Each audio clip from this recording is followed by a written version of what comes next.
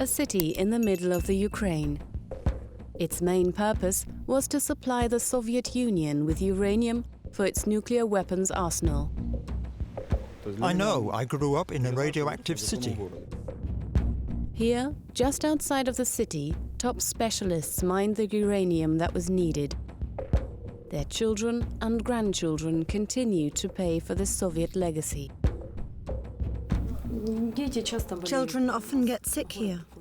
That's just how it is in our city. It doesn't surprise anyone. My name is Tatyana Detig. This is my homeland. As a journalist, I'm endeavoring to gain insight into this city's secret.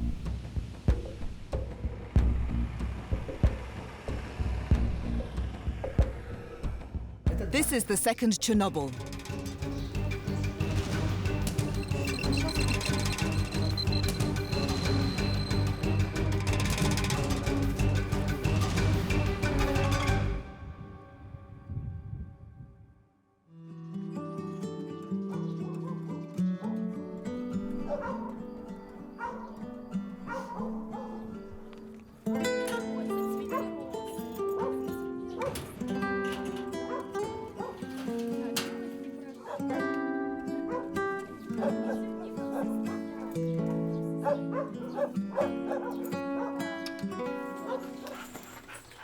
You vagabond.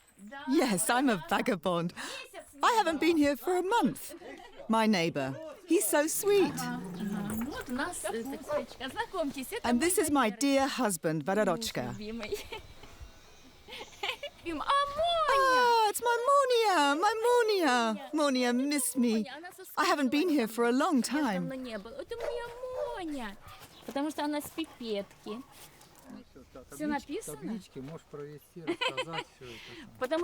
Every time I've been to the hospital, I've planted a new type of grape. I bought them, and he planted them here.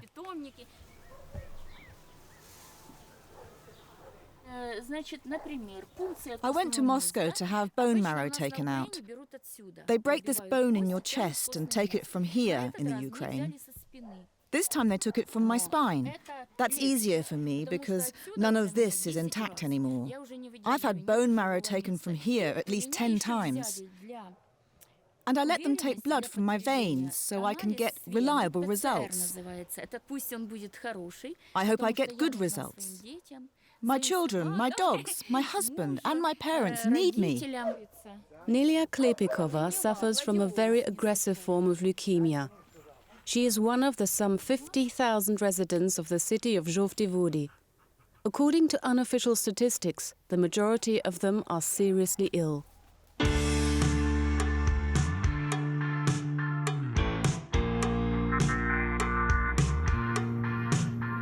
This was once a village like so many others in the Ukraine. Then discovery of rich uranium ore deposits nearby turned this sleepy village into a very elitist, neat and very secretive city. The city was not open to visitors until the end of the 1980s. Prior to that, it didn't appear on a single map. Cities like Zhovty Vody made the Soviet Union a global leader in uranium production. The new nuclear power plants and an ever-expanding weapons arsenal required a vast supply, so the government ensured the locals did not want for anything. The shrinking demand for uranium after the collapse of the Soviet Union and resulting nuclear disarmament led to closure of the last big uranium mine due to economic inviability. According to official records, radioactive waste and debris were disposed of properly.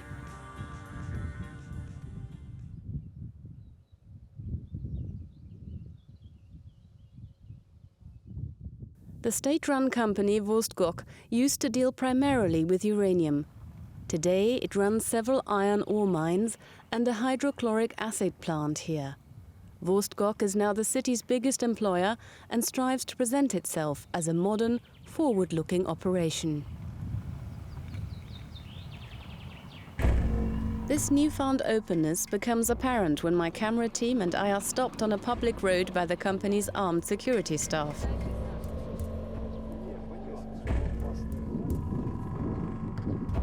These men do not wish to be filmed, but my cameraman keeps filming without them noticing.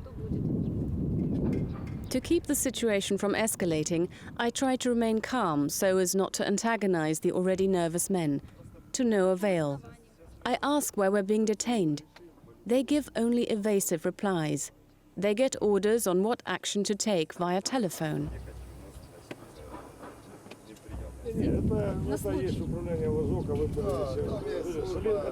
Apparently, filming is not allowed here because these building material combine ruins are secret property.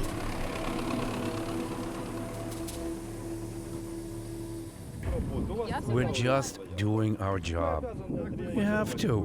We have to act. I understand. I saw you filming at headquarters. What? Your car was there. You were spotted there. We didn't film there. That doesn't matter. I saw you there. Let's go. If we chose to disobey their orders, they would use force. They assure us that we would not like that.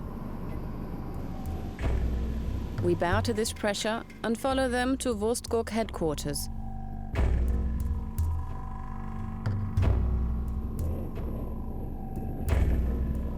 The state-run company was founded in 1951 for the sole purpose of mining uranium. According to the company itself, most of the people in top posts here are still holdovers from before.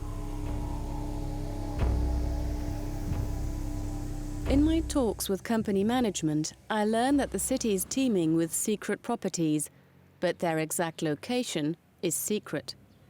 What we need is an official filming permit. They say acquiring one is quick and simple. The next day, I personally deliver the request to the main office. When I receive no reply, I inquire at company headquarters. We need at least 5 days to submit it to Ukrainian security. Permission won't be granted without sufficient time.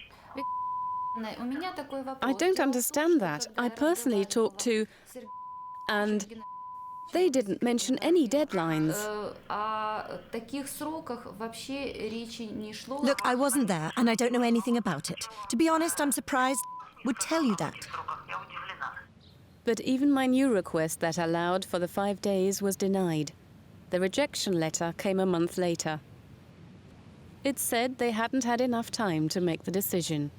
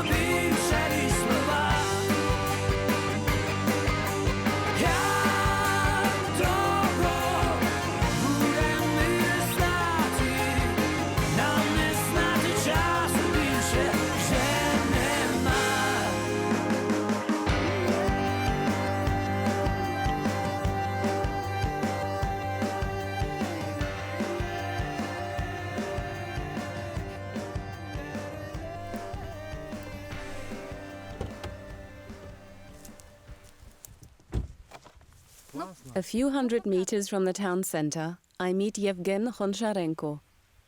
The crater-ridden landscape looks harmless.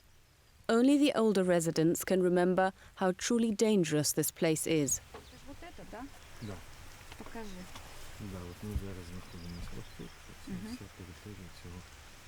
Yevgen is a radiation expert. He has spent most of his time researching the zone of Chernobyl.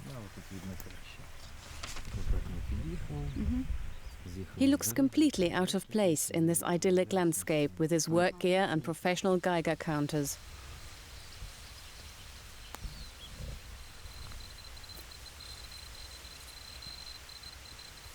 It's hard to believe that the soil underfoot is totally contaminated.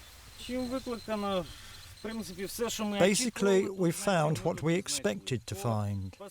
Nothing surprising, nothing industrial. We are dealing with naturally occurring uranium-238, although in a very high concentration. That's also understandable. Uranium was mined here, and the waste was simply dumped here on the tips.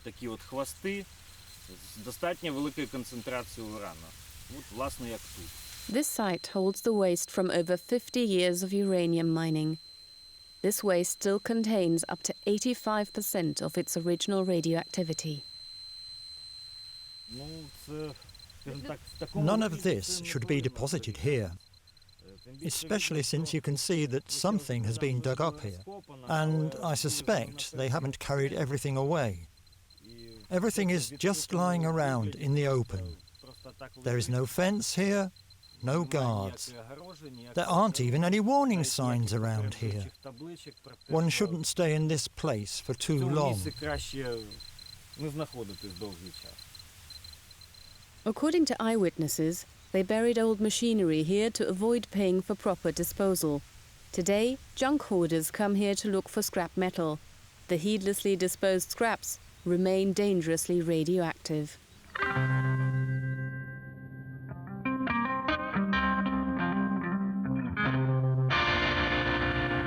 Do people know the danger they're exposing themselves to? Don't they check for radiation in scrap in the Ukraine?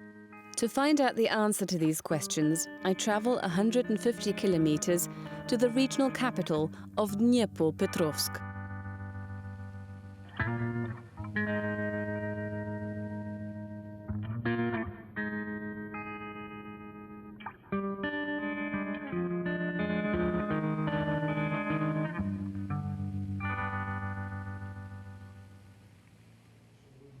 One of the few independent labs in the country is here.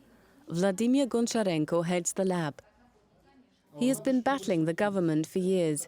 He's had highs and lows in his war with Ukraine's mafia-like structures. He has had his successes, but has also received numerous threats. When the threats were unsuccessful, authorities tried to revoke his lab's license. Yet their efforts have been to no avail.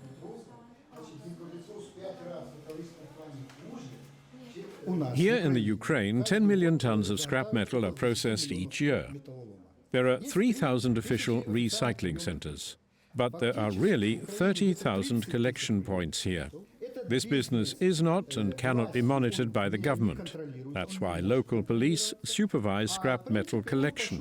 In some cities, nearly every police officer, every public attorney, and every police chief runs their own illegal scrap metal network. They need no licenses to do that. They need nothing. Some time ago, we managed to get centers to ask the origin of the metal, but when political changes occurred in the ministries, the lobby decided, and now no one asks where the metal comes from. There is lots of radioactive metal here. The danger is these collection points are found in private homes and garages. Those who take the metal don't fathom the danger and contaminate themselves and their neighbors. When it rains, radiation is carried away in effluents. Vladimir isn't merely concerned with his hometown Dnipropetrovsk. He knows very well what is going on in Zhovti too. I said to you earlier, and I'll say it again. There's a problem with radon in Zhovti Vody. The number of cancer cases there has exploded. We took measurements there, a lot of them. Only 5% of the measurements we took were below a non-hazardous level. All others exceeded what is considered safe. You can combat radon, but it's up to people to do that.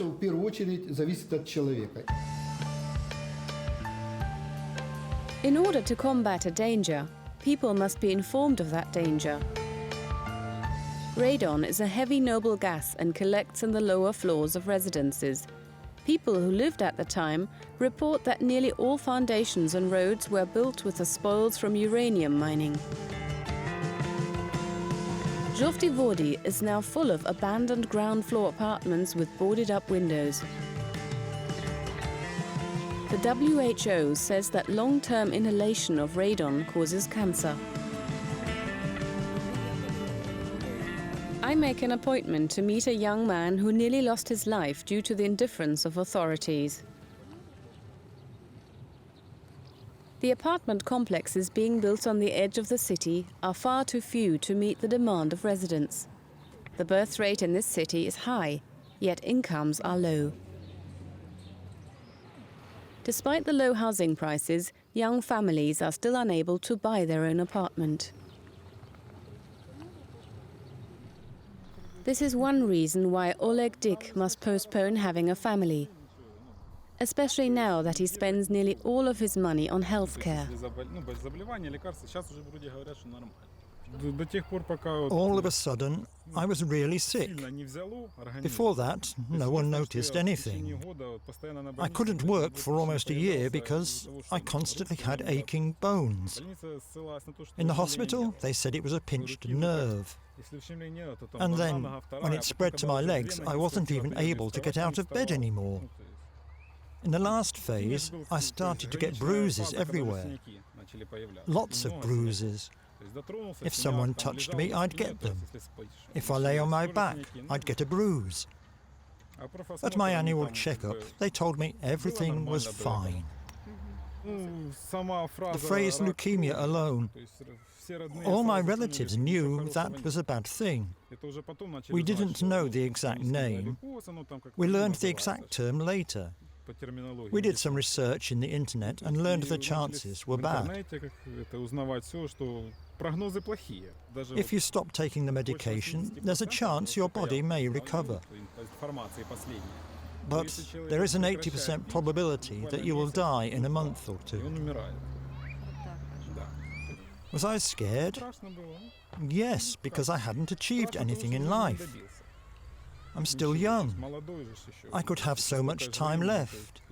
But this disease...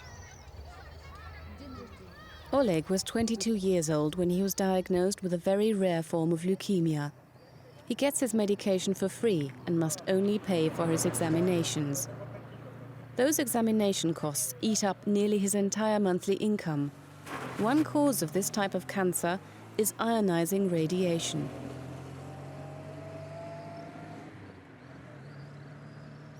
The people in power in this city refuse to accept that.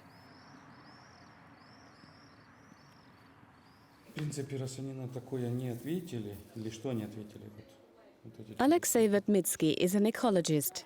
He has been studying the problems in and around his city for years.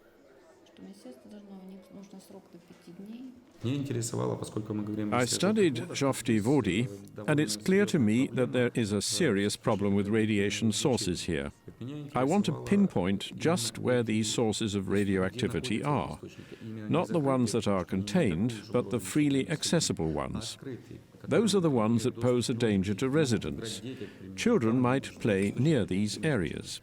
Getting information about these areas is very difficult, nearly impossible.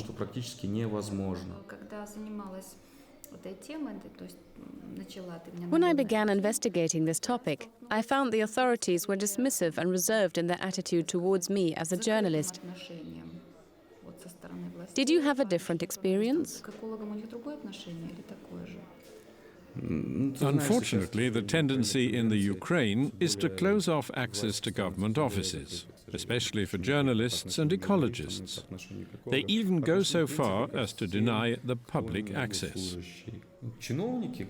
The authorities and city officials of varying rank told me that there's a state-funded program in Zhovty Vody aimed at gradually removing sources or radioactivity. There are state grants earmarked for that, but the funding for this program is not sufficient. Behind closed doors, those same people say that if all the grant money had been used as planned, then the problem would be more or less solved already.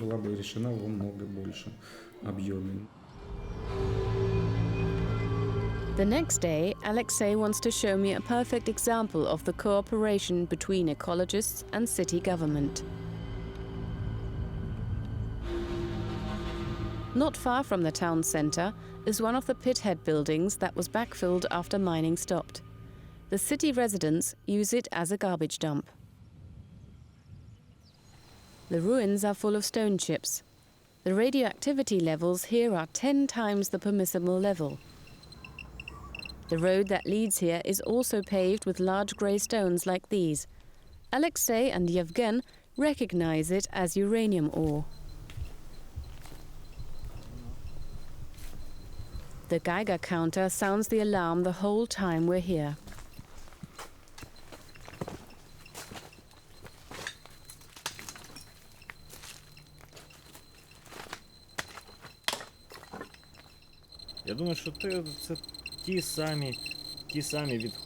I think all of this waste comes from uranium mining. The radioactivity level is far too high for this area to be without a fence and to be without any kind of warning signs at all. It is far too easy for people to access. It really shouldn't be that way. I completely agree with Yevgen on this. This area should definitely be fenced off. And then they should clean it all up. It wouldn't be too difficult to do that. This area is not too big, it can be cleaned up. Have you told that to city officials? I told the mayor himself. What did he say? He said, we'll solve the problem. When was that? That was about 1.5 years ago now. Has anything changed since then? New garbage has been brought here, such as bottles of medical waste. The roof caved in. Beside that, nothing's changed. One seldom comes out victorious in the battle with Ukrainian officials.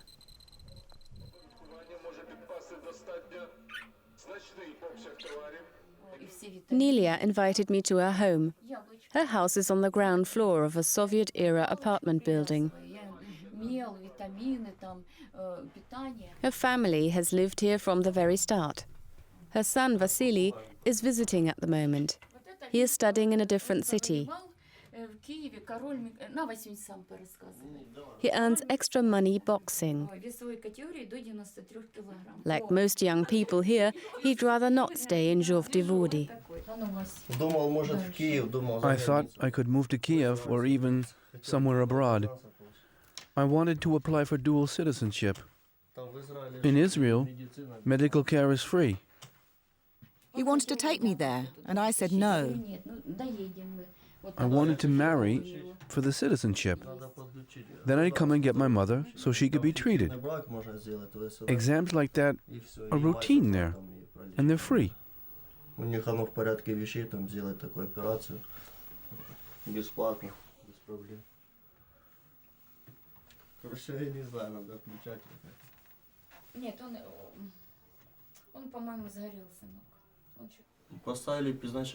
If they had diagnosed it right away, they said you had TB. They said you didn't have cancer. Our doctors are useless specialists. Only a few can get the right diagnosis. Of course I'm furious. If I had less self-control or more influence, I would do something to hurt them. Scores of people in Zhovdy-Vody have had similar experiences with the Ukrainian medical system.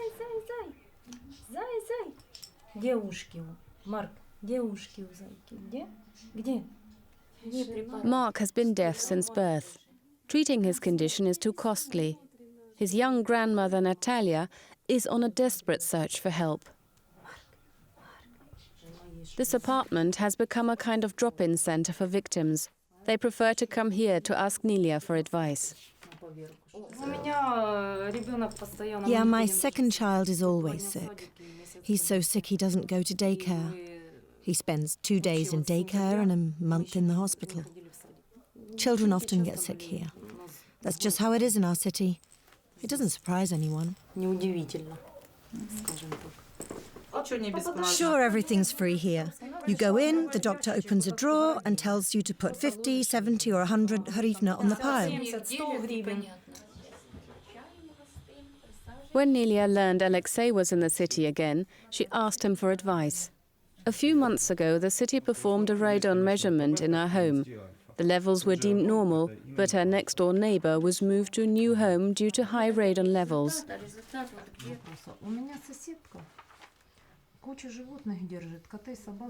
The measuring methods and results astonish Alexei. Yevgen runs a check and detects high radiation levels in her kitchen. This is an initial sign. Radon is a product of uranium decay.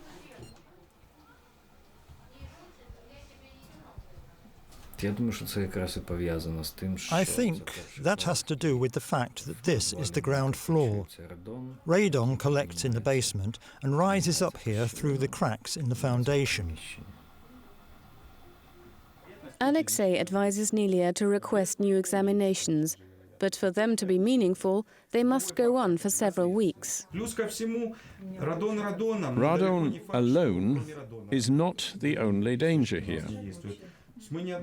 We've often found building rubble here that was highly radioactive. Maybe it was used to build your housing block.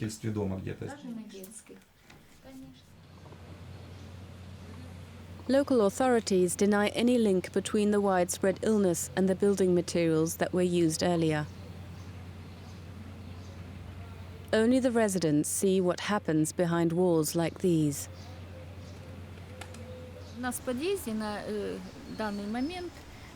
In my house, it's me with leukemia.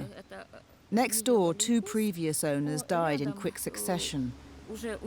The elderly woman who lives there now is suffering from uterine cancer. The woman in the next apartment has skin cancer. Her son came and picked her up. I don't know if she's still alive. The neighbour across the way has a thyroid disease. There's a man on the second floor with lymphoid cancer. There's a woman who lives on the 4th floor who has breast cancer. I saw her today.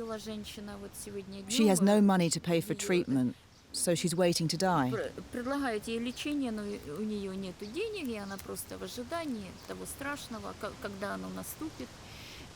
On the 5th floor, we have lung cancer. There's an empty apartment there. Both inhabitants died of cancer. And lastly, there's a woman who is still working despite the fact that she has uterine cancer.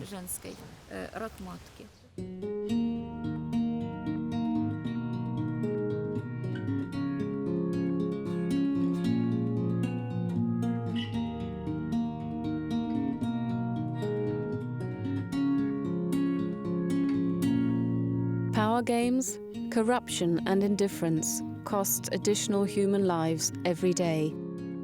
The city cemetery is as big as one in a major city already. 2/3 of the graves here are from 2000 or later. За 3 хвилини загубився і влюбився та пропав. За 3 хвилини закохався і набрався твоїх чар. О, скільки тепла в твоїх очах, а віє холод, він не дах. Скільки, скажи, я маю, о, скільки, скажи, тримаю я. Це все, що маю я. Це все, що маю я. Це все, що маю я.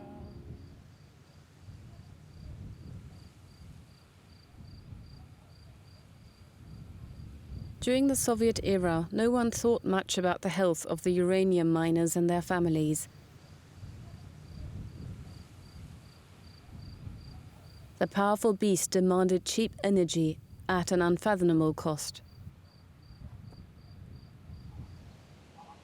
No one considered the long-term consequences.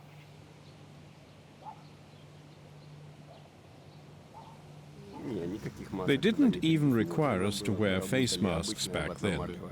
We had normal dust masks and no other sort of protection. are tools for spades and axes. Mikhail Kulpanov retired early and has to work as a salesman. He had worked in a uranium mine for only 5 years when he was diagnosed with lymphoid cancer. We kind of knew what it was back then. There was no cancer awareness effort back then. For example, no one told us what not to touch, where not to go, and what not to do because of radiation. On the contrary, they tried to hide it so everything would be done in quiet. You worked and went home. And nothing has changed since then. There are still no safety measures. They still wear dust masks in the mines. That's how it is with this city too. There are places here that are as radioactive as the mines I worked. What are we to do? Go onto the road with a Geiger counter and it'll go crazy. What can you do? Nothing. People just go on living. Mikhail lost his pension because he has fully healed. For a 50-year-old man in the Ukraine, it is nearly impossible to find a new job. Growing up in this city appears to be a health risk in itself. What about when prevention fails too? Ludmila Korol had exactly that happen to her. Doctors told her she was in the best of health, but she received a big shock only 11 months later. Nowadays, people tell you everything to your face. They used to tell your family first. I didn't get why it happened to me. The diagnosis? An extremely advanced lung carcinoma. Doctors in Zhovdivody had overlooked the then 30-year-old's tumor. The findings were even signed by 2 different specialists. This is the first image. It's from October 30th, when apparently nothing was visible. But by November 30th, the cancer had grown a lot. The white sections on both images show the tumor. A year after radiation therapy and chemotherapy, my hair grew back. That is something that's very important to a woman. When I was released, my doctor indicated to me that I should have come in earlier. I went to our hospital, and the doctor who looked at that image in 2002 asked me if she could see the X-ray. She said she heard they had overlooked something. I said, sure. She looked at the image and said, yes, we overlooked that. Then she asked me if I was fine and said, then everything's okay. I was so disappointed. That hurt so much. She didn't even say she was sorry. Only someone who has experienced it can imagine how painful that was for me. She acted as if I'd gotten over a case of the flu or something. At that moment, Ludmila decided to fight. She filed a lawsuit and won, although it took nearly 10 years. If you're sure you're right, you have to prove it, even against the state. Even if you get in trouble with the state as a result, you have to believe and fight for justice, and it will be okay. According to the WHO's latest findings, radon is the 2nd leading cause of lung cancer after smoking. Ludmila never smoked. The court granted her $150 for her physical and mental anguish. The responsible doctor still works in the city hospital and now heads the X-ray department. The many complaints from locals have brought me to the hospital. I arranged to meet the head physician to shed light on the situation. On the telephone, he laughs merrily and promises a candid interview. I go to the agreed meeting place with Alexei and wait for him in vain.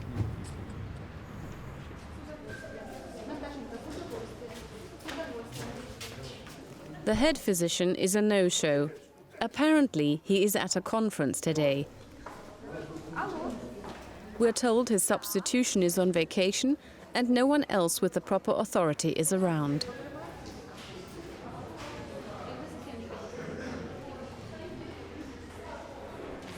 I try to engage the resident personnel in conversation, but they say they need the boss's permission before they'll answer a single question.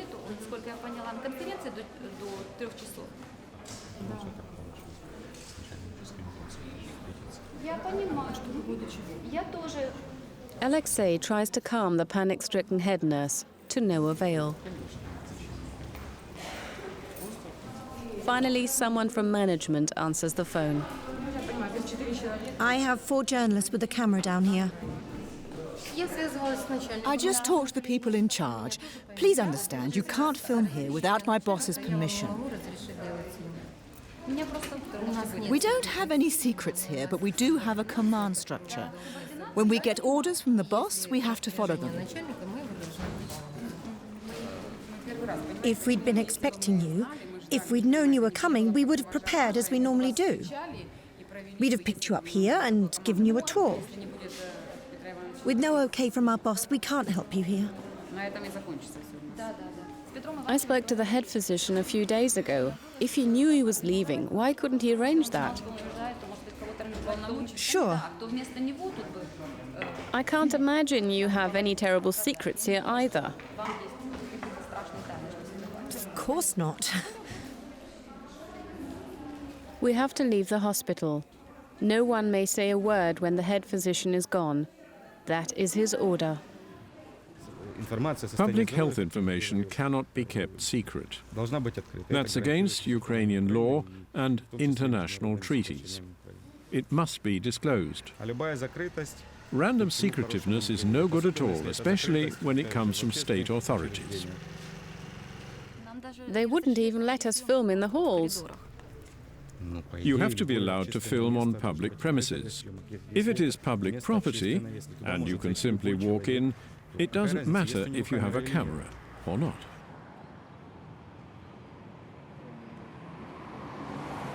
It seems no one wants to or can say anything about this topic, especially in public institutions. This is why I'm astonished about my next meeting place, the National Mining University of Ukraine. Months ago, I got into contact with an extraordinary woman. Professor Alla Gurova has chaired the ecology department since 1998. Some years ago, this department developed a way to bolster residents' immune systems in places like Zhovti-Vody. Research was stopped due to a lack of funding, but Professor Gurova is not giving up.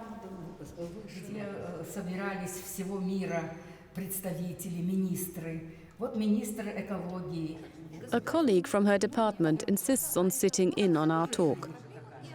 He asks me what the precise aim of the interview is. Professor Gurova is also on the National Radiation Committee. At a conference, I said I was from a region where uranium was mined, enriched and transported. And that meant that radioactive waste collects here. And I asked how a specialist would assess our situation with regard to radiation. There was a pause, and they said it was a second Chernobyl. It was viewed as a second Chernobyl. But people live, work and give birth to sick children there. The radiation cuts into the DNA molecules like an invisible scalpel. And the chemical contamination does not allow the strands of DNA to regenerate. That causes mutations. When mutated cells develop, when there are lots of them, this causes a whole range of oncological illnesses. She is all too familiar with the meddling Ukrainian authorities.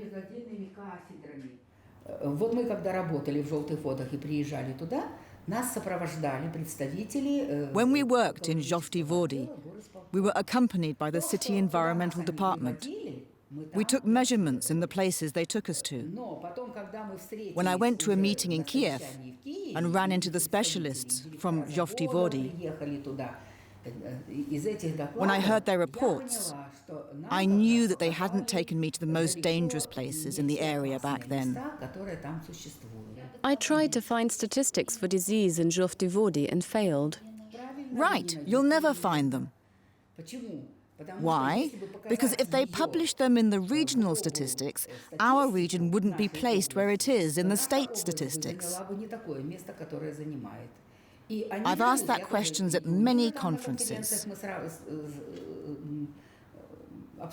Why is the line for the statistics in Zhovtivody always empty? That data is always sent to the regional statistics office. But it appears that it is not passed on. So those statistics aren't listed elsewhere. No. They're just left blank. Do you have those statistics? May I see them? Of course I do. I have that thesis from one of my students. She did a very good job of it, I'll show you. She analysed statistics from the last 5 or 6 years. These statistics existed up to a certain year, but then that data just vanishes. They send the data to the region, but then it disappears. So they are playing some kind of game with them. They play statistical games with them. They mess with the statistics in some way, so the regional statistics look better. Careful, this will leak to the press and you'll be held responsible. I stand by my word.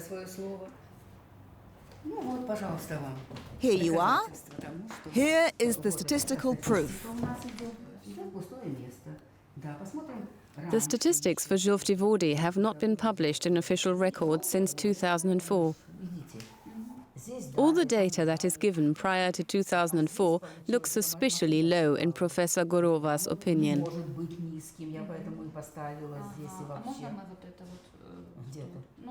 Her own research indicates that the health of the city's residents is disastrously poor. Это условный показатель повреждаемости. Это целая методика. I'm on my way to see a physician who runs a private clinic. She's prepared to share the results of her own research with me. She herself says I can expect them to confirm my fears and hunches. Hello, Tanya. I need to talk to you about the interview. I have some bad news. What happened? I received a call from a government office. They warned me against passing on the data we discussed. What exactly did they say? Well, they made it clear to me that I'm not Yulia Tymoshenko, and that if I'd vanished, no one would look for me. So they threatened you? Yeah, you could put it that way. Shortly after our call, I heard the young physician was admitted to a clinic with a nervous breakdown.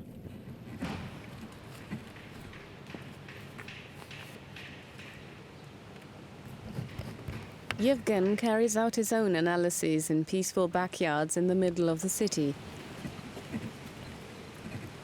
He works methodically and scrupulously. He starts measuring and cannot believe his devices. He has only seen levels so high in the zone around Chernobyl.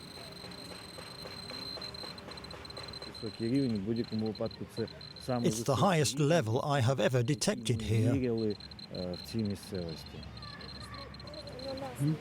We are an attraction to the children who live here. Do you know what we're measuring? No. We just measured a very high level of radiation. Did you know it's dangerous to play here? No. Didn't your parents tell you that? No. 10 years ago, they measured high levels in that school. Here on these streets, too. They tore up some streets. They demolished a corner of our house, and the school was closed. Do you tell the kids it's dangerous to play here? Where else can they play? There's nowhere to go. According to unofficial statistics, over 5,000 spots in the city are this contaminated. Something has to be done here. One must repave the old streets and remove the old surfaces. This problem must be solved. There is no minimal level under which ionizing radiation is harmless. On the other side of the city, life appears utterly untainted. These children can play on a lovingly set-up playground. Anatoly Shkinyov lives here with his family. He's one of the biggest fans of his city. Ever since I can remember, they've been cleaning up the city. They located highly contaminated spots, and they removed bits of asphalt and paved things anew. It doesn't bother me because I grew up here. To me, the word radioactive is a normal word and nothing bad. If I were to get the chance to move to another city that was cleaner, then why wouldn't I do that? If you have the wherewithal, then you solve the problems. If not, you learn to live with them. Very few people get such a chance.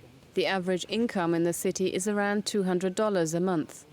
The money Anatoly would get for selling his apartment would allow his family of 6 to live in a city like Kiev for only 3 months. They like living here and try to blend out the consequences.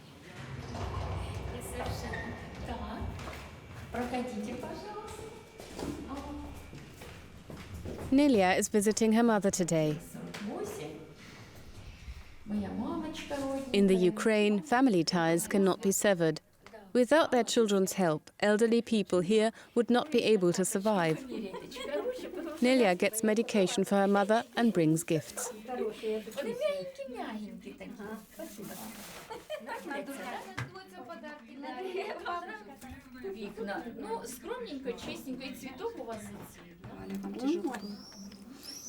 I don't want to remember that time, because I'll start crying.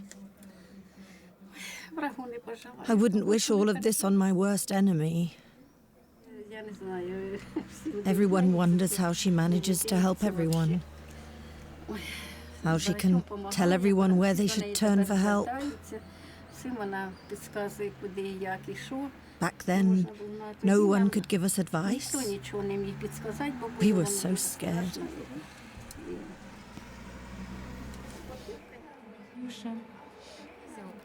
A large family always means good fortune. When the government and medical system betray you, you still have someone around to help. My middle sister's sign is Virgo, right? She was always so stubborn and strong-minded as a kid. I got that from her. When I fell ill, she was the first to come, and she went with my husband to the doctor. At the time, she asked the doctor how long her sister could live with the illness. The doctor told her maybe a month, 2 months, or a year. And then she passed out and collapsed against the wall. It was a terrible thing to hear. But Nelia and her family never gave up. They heard about a research program from a Western drug company. She attained a spot in it and won the right to keep living. I have a goal. I have the strength and courage to survive, and I will help those people. Уяви собі, разом будемо ми. Після осені довгих дощів, хуртовин зими, через простір час, крізь вогонь і лід, як на двох одна мрія у нас, свій збудуємо світ. Nelia Klepikova continues to advise ill people in the city. Unfortunately, the results of her last examinations weren't as good as she hoped. Oleg Dyk must travel to Dnipropetrovsk each month to pick up medication that keeps him alive another 30 days. Lyudmila Korol is still unemployed. Her daughter is looking for a job far away from the city. Yevgen Loncharenko was questioned by the secret police during our shoot. Там будеш тільки ти, там буду тільки я, у цю найкращу мить мого життя. Only a few weeks after our interview, Vladimir Goncharenko was beaten to death by 2 unknown men on the street. His murderers are still at large.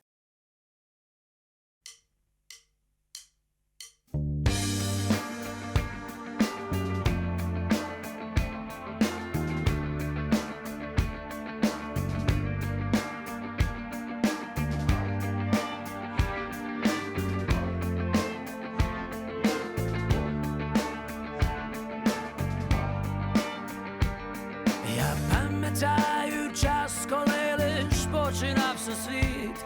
Хто міг, той підіймався та йшов.